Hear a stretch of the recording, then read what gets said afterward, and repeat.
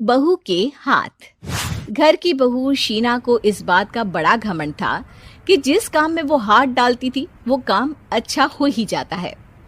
शीना की हर बात में हाथ का इस्तेमाल जरूर होता था। एक दिन शीना का पति आकाश उससे कहता है, कल जो वो भिंडी बनाई थी ना तुमने, वाह वाह वाह वाह, मजे आ गए। मैंने अपने हाथों से बनाई थी। मेरे हाथों में वैसे भी जादू है, जिस चीज को छू लेती हूँ सोना बन जाती है। अब ये थोड़ा ज्यादा हो रहा है। मतलब अगर हर चीज को छू के सोना ही बना देती हो तुम, तो हमारे नाम के पीछे भी अंबानी ही लगा देते हम। चुप रहो, मुंह पे हाथ रख लो, कुछ भी बोलते रहते हो। शीना की सास बगिया से पूजा के लिए फूल चुन रही थी। सुंदर, अति सुंदर, कितने प्यारे गुलाब के फूल हैं। भगवान जी खुश हो जाएंगे। मैंने अपने हाथों से जो पौधा लगाया था, मेरे हाथों की कोई भी चीज बेकार नहीं जाती। हाँ बेटा, सही कह रही है। इसीलिए तो तुम्हारे पिताजी से मैंने अपने बेटे के लिए तुम्हारा हाथ मांगा था। और उन्होंने हाथों हाथ में मेरा हाथ आपकी बेटी के हाथ में दे भी दिया था। हाँ बेटा, वो तो है, पर मुझे ये बता, तू ये हर बात में हाथ क्यों बीच में लेकर आती है? माँ जी, पंडित जी ने हाथ मेरा देखकर नैनीताल में कहा था कि मेरे हाथ जगन्नाथ हैं, मेरे हाथों से कभी कोई काम नहीं बिगड़ेगा, तो मेरे हाथों की तारीफ तो मुझे करनी पड़ेगी ना। हाँ हाँ, ठीक ही कह रही हो वैसे।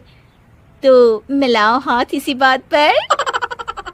शीना को न सिर्फ इस बात पे गर्व था कि उसके हाथ से सब अच्छा होता है, बल्कि घर के सारे काम भी वो पहले अपने हाथ से करती, फिर कोई दूसरा उन कामों को कर पाता।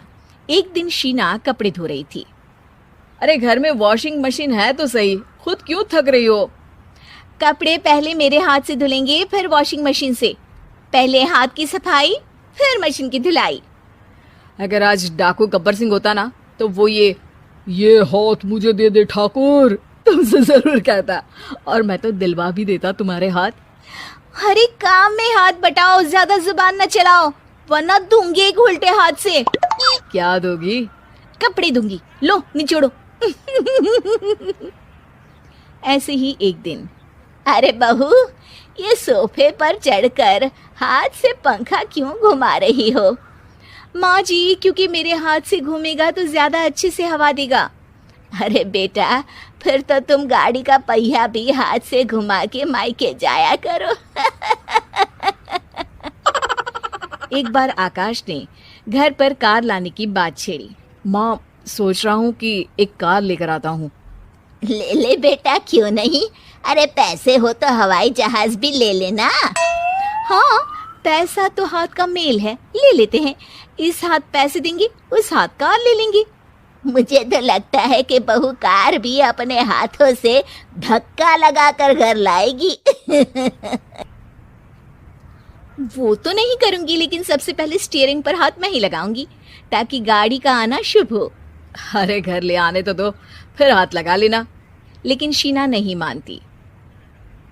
अगले दिन ही सब कार लेने जाते हैं। शीना सेल्समैन से कहती है, भैया ये कार बहुत पसंद है, पैक कर दो।